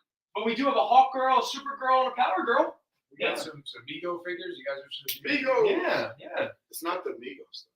No, but it's like a throwback to that kind of like style. Yeah. So all the storms are different price: 10, 15, and 20. Yes. Yeah. So One is rarer than the other. white costume. One is black costume, Oh, one's it's white a Hot costume. Topic. Yeah, You yeah. said it. Which is funny how the non-Hot Topic exclusive is actually the more valuable one because I'm pretty sure they made a lot of this Hot Topic exclusive crap. I mean, the Mohawk one. That's the one to go. That's my favorite, and yet it's the cheapest. I It's like only $10. Topic now more than I did when I was growing up. Why? Because it's not weird and emo-y. Okay. All right. What is it now? Is it Spencer Gifts? It's it's more nerdy. Like I can get like pops and like stuff, and I don't feel weird. Okay. All right. Makes sense. If you take all three storms, $40, 45 this price. Okay. Yeah. Yeah. Sure. Let's do that. Trell's not allowed to buy pop figures anymore. No. Trell is actually looking to he's looking to downgrade. Yeah. So if anyone's looking for Star Wars, Harry Potter, Celtics, Cowboys, what other crap does he like? No. Remember what's terrible pop now? No. We're obviously kidding. Love you, Trell. Obviously you're not watching, but you know. Sixers are playing. He's watching the Sixers. Oh yeah, right. That's what he does. Yeah, because he likes to hate watch them. Watch him lose. I'm surprised I didn't hear from him after Thursday night's game. You know, it's okay because Sixers Twitter has now decided that the Celtics are going to beat them. Oh yeah, that's 15. I think do they cap out at 20? Trigon is you know what? Without even looking, I got notes over here. How much is one on the bottom? You know what? Read the whole roll on the bottom. Just be that guy. I don't know why. Trigon is $12. $11.99. Yeah, $11.99. Trigon. Yeah, what do we got left? We got Sabretooth, $14.99. Captain America, $14.99. The Cable, $10. Storm Mohawk, $10. Quicksilver, $10. Logan, $10. Psylocke is $20. Emma Frost is $15. Captain Marvel with the mask, that's $10. Magneto, Hawkgirl, Hellboy, all $10. Iceman is a $12 figure of all things. Yeah, Killer Moth, $12. Mammoth, $8. Ooh, that's a deal. Yeah, Cyclops of all figures, it's a $20 figure, and in fact, it actually is valued closer to $30. It's like a $30, $40. But I was like, no one's buying Cyclops for more than hey. Whoa. There's no Cyclops hate here. All right, not when I'm standing here. Cyclops fan, Bill? No. We have Cyclops. Yeah, the only other one that has some real value, like a $20, the Claire with Gnome. That's a character from the Netflix Troll Hunter series. Yeah, the big ones, like the ones we had a couple for the value around $100, but I didn't feel comfortable pricing it that much, so I made them 30, and I hoped they would sell. Dude came in yesterday and bought both. He actually made the comment that was too good to be true. He's like, "Are you sure it's only $30 each?" I was like, "Yeah, it's only $30 each." He's like, "Oh, that's a steal." And then I stood there going, No. I didn't mean to say for cheap. I screwed up. I should have asked for 50. Babies? What are those? Anyways. Yeah. Beanie Babies. No, Beanie Babies. Oh, dude, I slow down. Throw that in it. Mix. Robot Marshall's got some Beanie Babies. Robot Marshall definitely has some Beanie Babies. One of them used to be $10,000. Now it's 10 cents. Exactly. I'm pretty sure most Beanie Babies are used for like wiping butts, right? Or A screen. Like toilet or, paper? Screen. dog. Yeah. They're sham, like, you know, sham wows. Sam's or Wow. whatever. Good Yeah. at cleaning counters and stuff like that. Or great dog, toys. Right on. All right, so we do have a bunch of pop figures. So if anyone is interested and you want us to actually get into more of them, let us know. If not, you can always come in here to the Center City shop. We have them on display. So and they're all pretty affordable. Again, try to be fair. Is the Storm, $20 Storm is probably the highest we have right The $20 ones are the highest, yeah. And the $20 one, the Psylocke, the white costume Storm, and then one of those Troll Hunters is $20. The Cyclops is $20. So there's a couple. The other big price is more like the $14.99, like the 15. Yeah. So anyway, we have pop figures. So that's not very often. We have such a wide variety. So I just wanted to at least let people know. Expanding your horizon. Exactly. There you go. All right. Obviously, a lot of these characters, especially the designs, originate from the 90s. So let us slide over to this side of the screen for a moment and talk about a late 90s series, Heroes for Hire. I don't think there's anything super key about them, but let me look real fast, make sure there's nothing I'm forgetting. Nope, nothing. Real quick, we are missing issue 1, 17, 18, 13, and 20.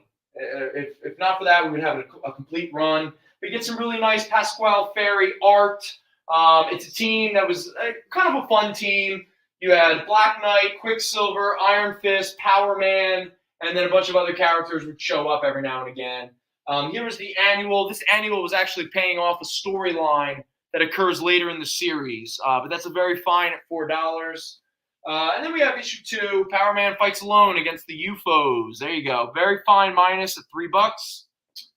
We got issue number 3, Into the Fury of Battle. Oh, wait. This is a key. The first appearance of Black Knight's new horse. This is a very fine minus at $3. And then we have Heroes for Hire, Iron Fist versus Power Man, because the controller is involved. That is a very fine minus at $2.50. Number 5, Broken Bonds. There you are. Very fine minus at $2.50. Number 6, Broken Bonds Part 2 of 2. That's a long story. This is a very fine minus at $2.50.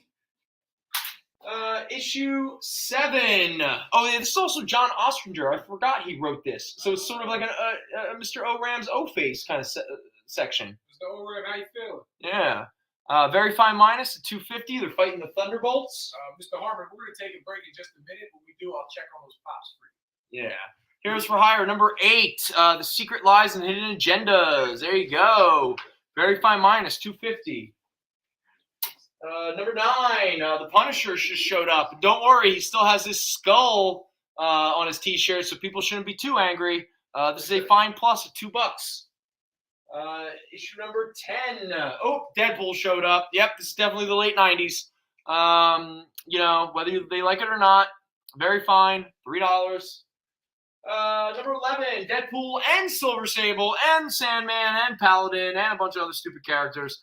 Here's a higher number 11, very fine, $3.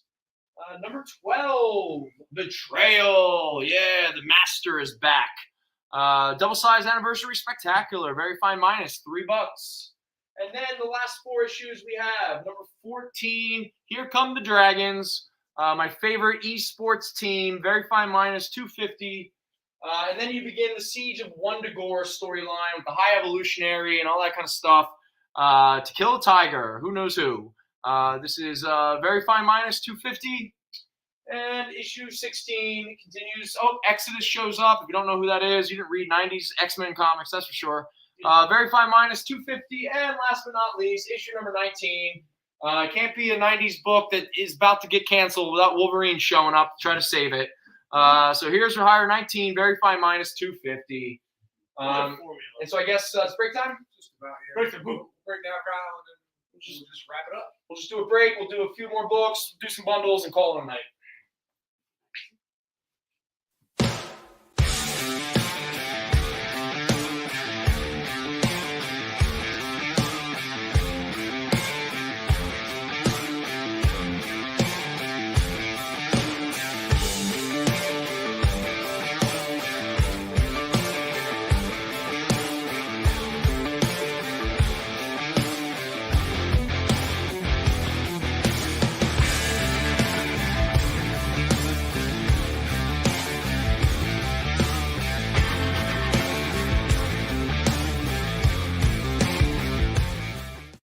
To be continued. 3 little words that hold the secret to the next great story. 3 words that will thrill you, confound you, give life to new possibilities. Every variation of To Be Continued is a promise of adventure, a promise of excitement, a promise of unseen wonders and unexplored worlds. A promise that every issue you read makes you a part of a never-ending journey, and behind every page there will be an unopened door waiting for you. This story to be continued at your local comic book shop today. Visit comicshoplocator.com today.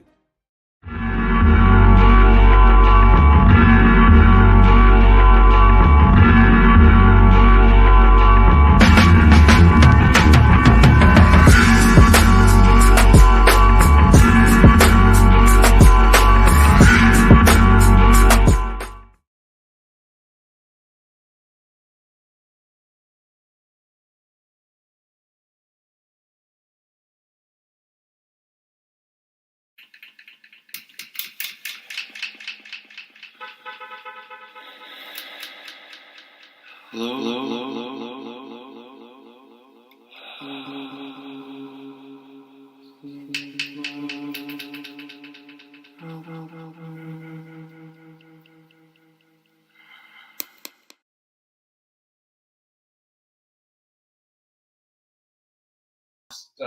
5 minutes. Oh no, I mean half hour. Yeah, that's the entire segment we have left.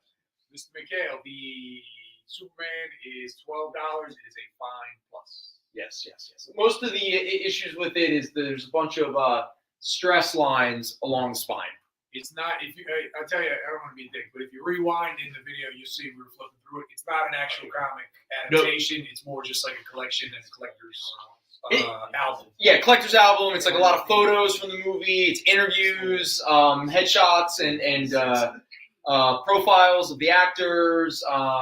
They talk a lot about like the special effects, which, let's be honest, were ahead of their time. They were really creating some new special effects. Obviously, that's pretty outdated now.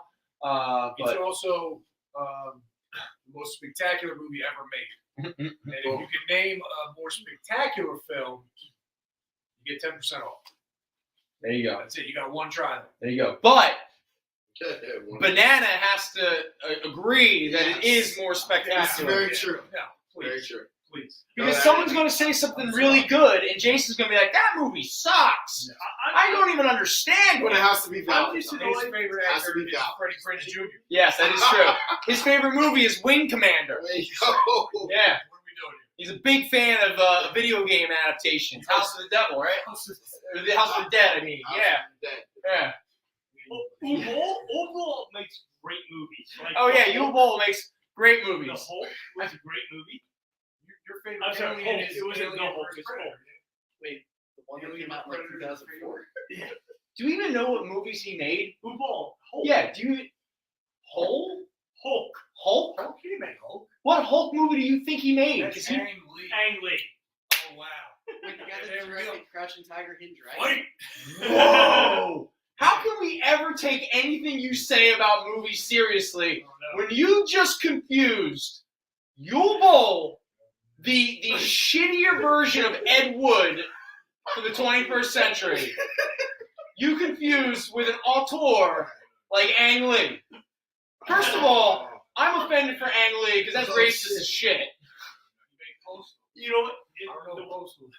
Probably a terrible movie. Because if you was that video game, yeah, they probably made. Yeah, okay. Alone in the Dark. Oh my God! Oh, wow. You're going to defend Alone in the Dark, the movie that is actually considered to be the worst Yule Bowl movie. You know, if you were to defend Blood Rain, Who made Doom? Yeah. Nobody who still has a career, but definitely not Yule Bowl. David Lynch. No. Doom, the video game. Oh, with The Rock? With The Rock, yeah. Oh, that was a terrible. Yeah, it's a music video director who probably doesn't have a career anymore. I have no idea. I'm just saying. Yeah. You know. Yeah. And if you want to hear, Yule Bowl's the guy who... He's a German guy. He's a German guy who pretty much is able to make movies because there's a lot of German organized crime that are looking for tax shelters to launder their money. So they give him money, and they don't care if it comes at a loss because they have insurance for it and stuff like that. But Yule Ball is the guy who was very famous for, and this wasn't an Andy Kaufman joke here. This was not performance art.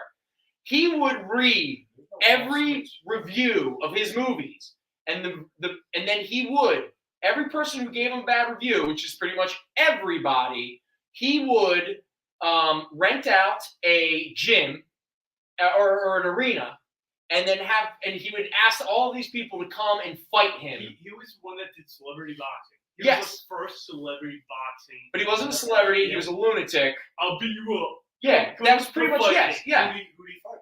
Nobody. Because nobody took him seriously. Nobody, not even Jake Paul. No. Even though he was before that. Yes. Well, I think Jake Paul might have been like 12. It may have been before like Or celebrity Logan boxing. Paul is the one you're thinking of. Logan Paul, yeah. Both of them were YouTube. The guy who got ripped off. My favorite story in the past couple of years, the infamous Logan Paul spent $3 million on an unopened box of Pokemon cards from like the late 90s, and he got nervous about it and got an appraiser to professionally open it.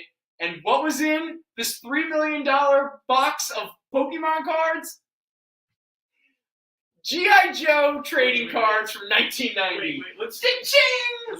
So they really were. So yeah. everybody knows the big thing about Pokemon cards is there's a huge influx of like stolen and fake cards. So they repackaged cards. So he bought $3 million saying, I'm not sure if it's real or not.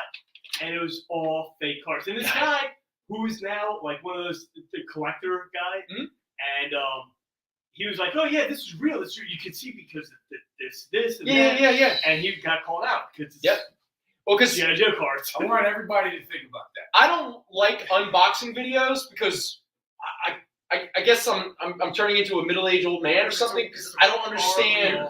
I don't understand the entertainment. Same thing with like watching people react to things they're seeing for the first time. But anyway, there was one unboxing video I did really like. And here we are. And that's when Logan Paul saw his box of $3 million Pokemon cards open, and you see his face when you realize it's full of unopened G.I. Joe trading card booster packs.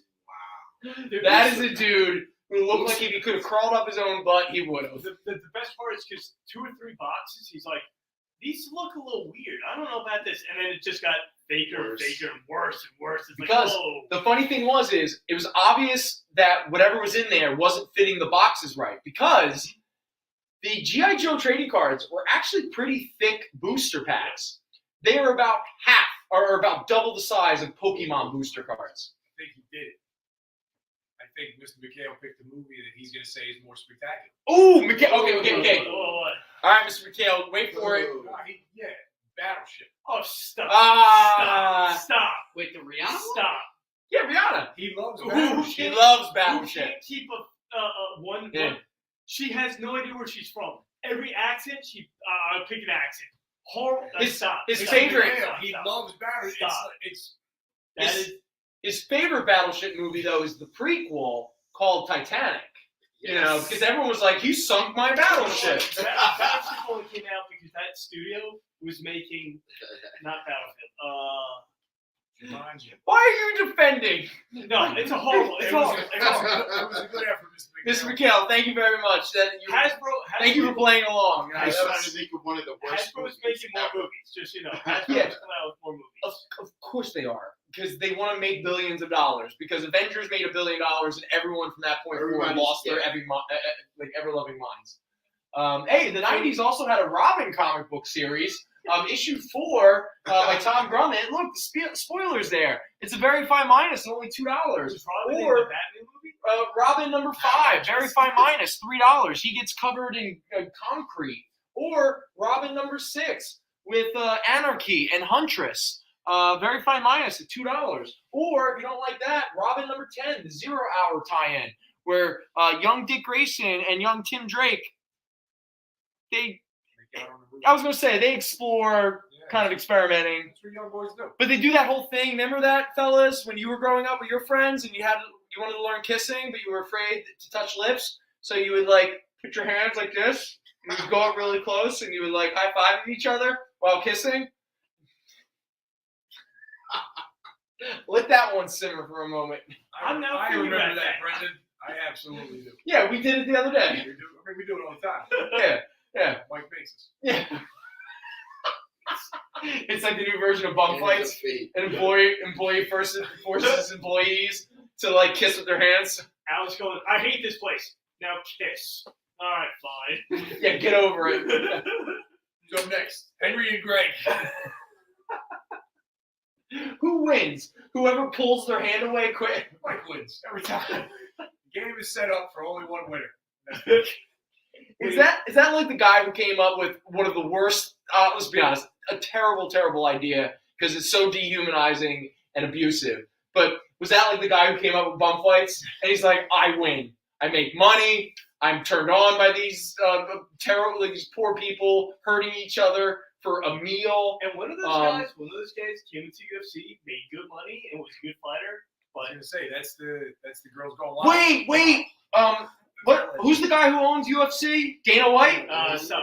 Did he create bum fights? No. Was he the one? Dana White, is that what UFC he was like, man, I should really buy an island with all my bum fight money. Why not get people in shape? Yeah. Maybe I don't have to pay them with a hot meal and a place to stay. I love anyway, go on. All right. Homeless people fight. Real quick. I posted these on Instagram before, and I just want to show them off.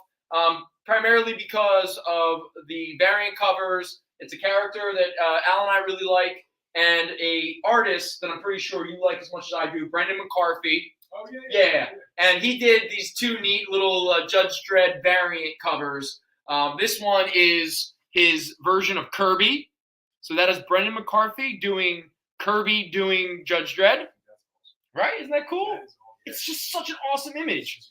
Dude, this is like a post that really blew up. This is one of those. Like, people got really excited about it. And then Brendan McCarthy doing Steve Ditko doing Judge Dredd. Very cool. Yeah, I just wanted to show that off. If anyone's interested, they're only $4.50, which is like 50 cents over cover price. You know. But I just got a real kick out of these. I've been wanting to show these off for a while. I got a lot of good traction off of them on the Instagram. What was this? The Spider-Man miniseries he did? Oh, A Fever with Doctor Strange. That's a great. Yeah, we were literally having an ayahuasca trip. Yeah. I'm pretty sure Brendan McCarthy did ayahuasca and went, how can I turn this into a comic book? And he's like, Doctor Strange and Spider-Man. And I'll just do my trip. That's a book you just died. Oh, yeah. You really did. You don't even read it. And if anything else, does anyone here know how Fury Road was written? No. It wasn't. No. It was actually George Miller got together with a friend of his by the name of Brendan McCarthy, and they didn't write a script. Brendan McCarthy and George Miller sat there together for months, and they storyboarded. They pretty much created a graphic novel, and then they came up with dialogue later. But yeah. So that movie was created as a visual experience before a script ever existed. Oh, is someone grabbing it? Yeah. All right, Mr. McKay. I hope you enjoy that. It's like, I love Brendan McCarthy's art, but I like his sort of like homage to Ditko and Kirby. Really cool. He pulls it off pretty well. Nobody else takes this one. Right? Isn't that a nice cover? I mean, it's iconic. It's just Judge Dredd. You get all the Kirby crackle. That does, yeah. The hands are in there. Mm-hmm. I didn't read that. I didn't either, but you know. Dredd, I like the Dredd books. Right? Real quick, we're gonna have a game now. Brendan asks a question of Jason that he's pretty sure he knows the answer from. All right, Jason, true or false? Judge Dredd is satire. Yes. No, wait. What? Satire movie or book? Like what? Satire of what? Okay. The fact that you were already accumulated. Yeah, he answered it. But are you talking about the movie? But I didn't validate his answer right away. No, so he doesn't even have faith to guess. Yeah. That says to me he guessed. Okay, the Sylvester Stallone movie. Can we point out that you ask a true or false question? I'm pretty sure Sylvester Stallone thought he was making Demolition Man 2 when he made Judge Dredd. Totally wrong. Inaccurate. What did he say? Kyle, I'm sorry. What did you say, bud? You ask a true or false question, and his response was yes. Yes, Kyle. Okay, I was about to start. Kyle, stop. Get out of here. But Kyle, I was about to start making fun of him because of that until he started to backtrack almost immediately. No. Wait, what do you mean by satire? Do you mean like the movie satire or the comic is satire? Wait, what does satire mean? Like, what are you doing? For everybody who's contributing, Goonies is a good movie, and Toxic Avenger is a good movie. Nothing is better than that.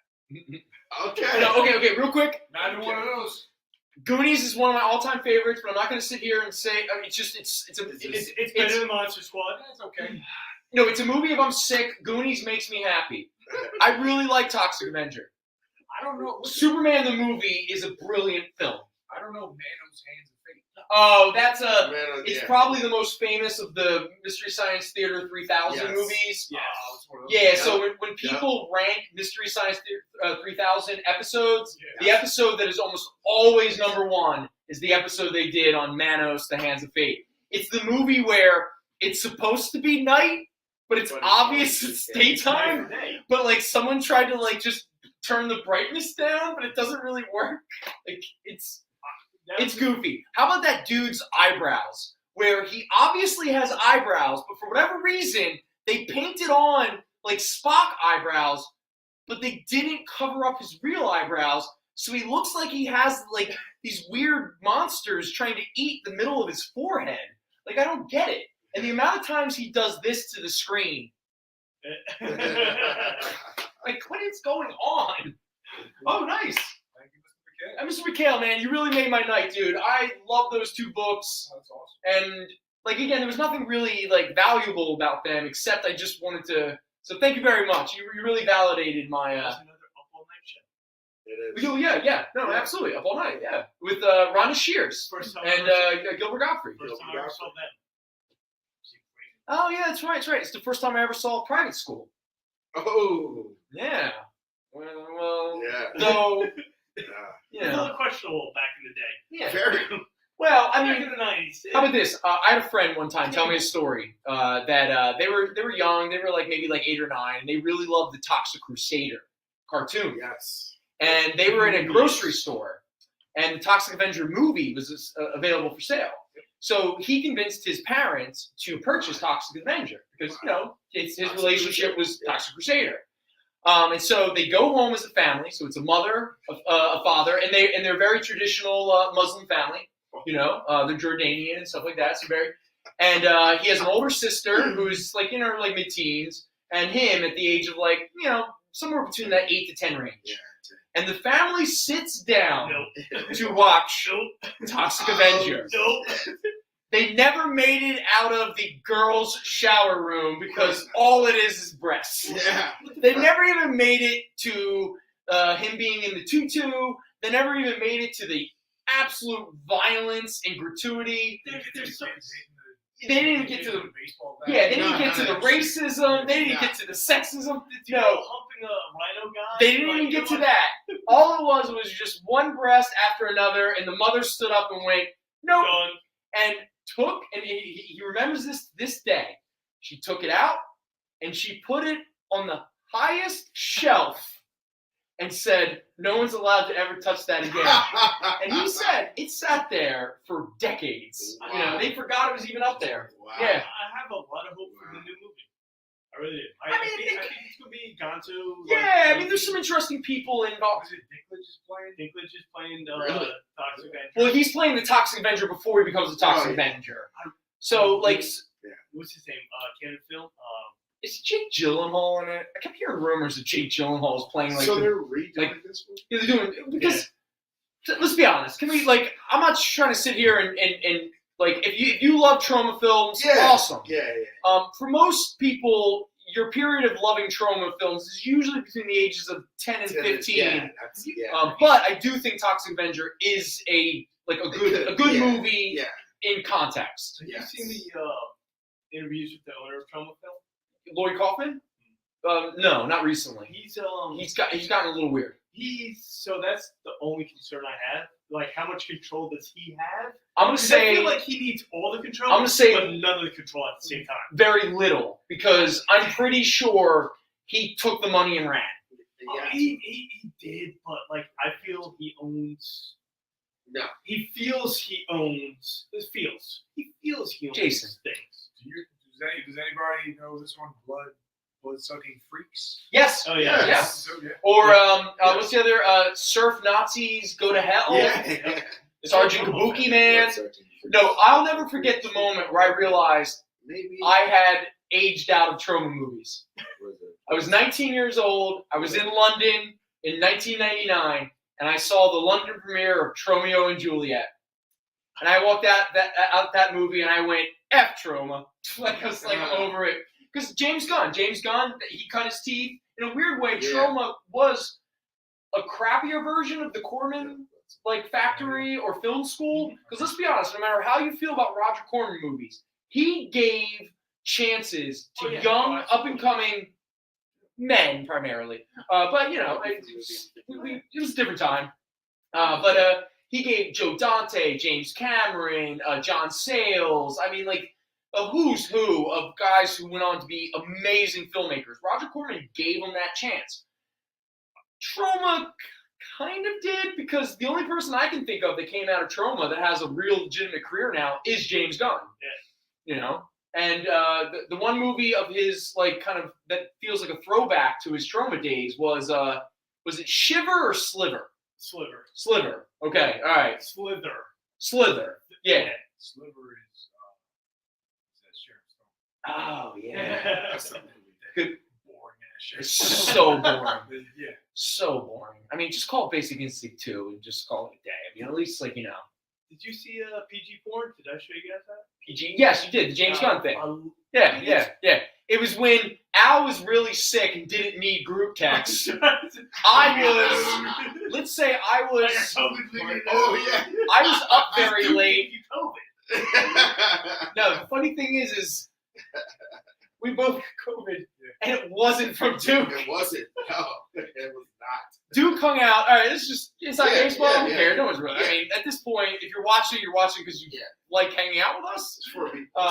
But there was. See you later, everybody. It was the Sunday show before Christmas, and we had Duke and Jason in here. It was Al and I, and we were at that point where we weren't wearing masks because we were all vaccinated. We were all doing the right thing. Yeah. It was all good. But again, the Omicron variant was just starting up, and that's kind of what. And so we're all good. And so Wednesday rolls around, and Al and I are talking about, like, oh man, like we got family stuff going on for Christmas on Saturday. Both had plans on a holiday. We both had plans, and we were both like talking about maybe needing to find some tests just to be on the safe side. Like, oh yeah, you hear about this COVID? Right. So Omicron is really changed, all this kind of stuff. Well, no, so that was the Wednesday, and I was like, I need to get a test, and then like I found out that's the day I found out there was a test shortage. Yeah, like there was none. Like dickhead that I just walked into CVS was like, I need a test, and she was like, yeah.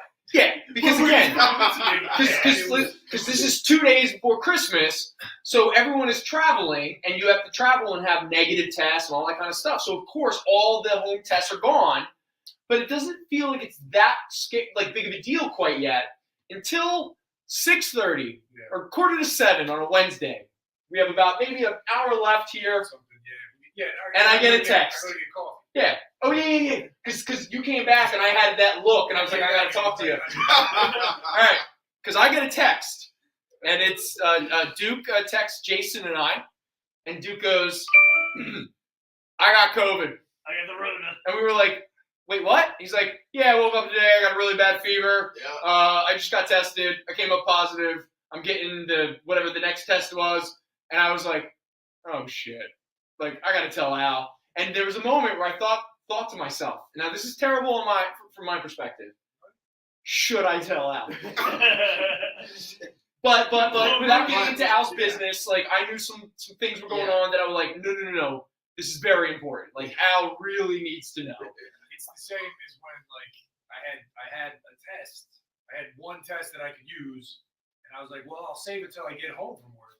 To the last part, and I was like, no, that's what a dickhead would do because you got to tell people if you have COVID. Like, But it's just it's the shortage of everything. Yeah, but then here's the punchline of the story, because on Christmas Day I tell Al, and I'm like, yo man, we've been exposed. I didn't go to work on Thursday just because I didn't want to expose my mother, and and so we were like, we got to see what's going on. So Christmas Day rolls around, and my girlfriend wakes up and goes, I don't feel right. And a couple hours later, Brendan was like, shut up and make my breakfast. Yeah, where's my bacon? So a couple hours later, she's like, yo, I got a fever. I'm not feeling right. We're like, so we were able to get a test from her sister, who was a nurse, because we were supposed to go to a family thing that day. And we're like, we're not going to do the family thing. Let's drop off presents and pick up this test. Immediately, she had COVID. And the whole time, I'm like, oh, my God, I gave her COVID. I got it from Duke. And I told her, I was like, yo, man, Angela's, I gave it. I got it. Oh, my God. And then a few days later, I got COVID. So, and Al never got it. Jason never got it, that time. So, technically speaking, Duke, thank you for letting us know, but you did not give us COVID. That's the responsible thing to do. Yes. Even though COVID was a thing. Oh, yeah. It's not a thing anymore. Yeah. Yes. Because Kevin Costner worked Dude, no way. I had no idea. Do you remember what films? Yeah, what films? What do you? Yeah, I'm actually kind of curious, because that actually sounds right. That sounds like something I used to know and I've now forgotten. Because Mr. McKenna, Brendan says you're right. He gives you a pass. So yeah, good job. You got any kind of? We're not doing rap. No. I'm trying to think. Killer Moth is upside down. No one noticed that.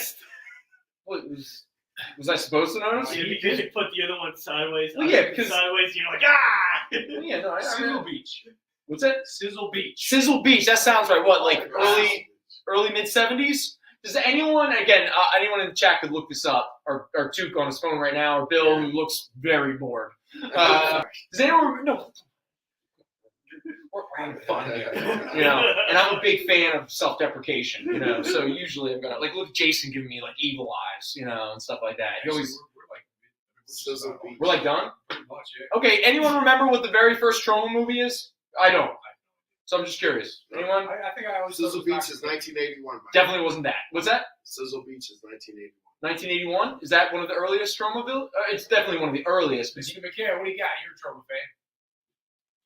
Yeah. Does anyone want the first appearance of Toxic Avenger in comic books? We still have it.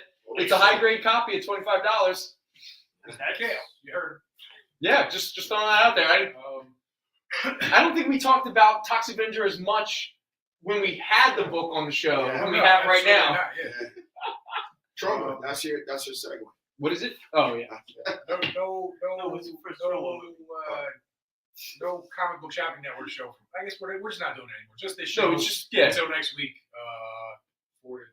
Yeah, I feel bad for anyone who tolerates Al and I, but always looked forward to Mike and Al, which was definitely that was the professional. That was the top league. That was the A team. That was the A team. That was Man U, and you and I were Tottenham Circle. Way back. Troma.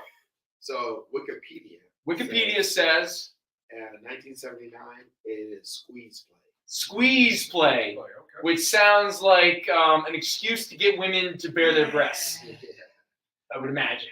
Yeah. 1980s, it says Mother's Day is the first. Oh, actually, I do know Mother's Day. Yeah. What are we? No, we're good. We're cutting. We're cutting. Thank you, everybody. Hey, everyone. Thank you for hanging out with us. Again, the last segment of the show is usually pretty crazy. Shop open this week. New Book Day Wednesday. Yep. Come buy some stuff. Come buy some stuff and everything like that. Have a good time. Blah, blah, blah. See you next week. Take care. Be well. Go Sixers.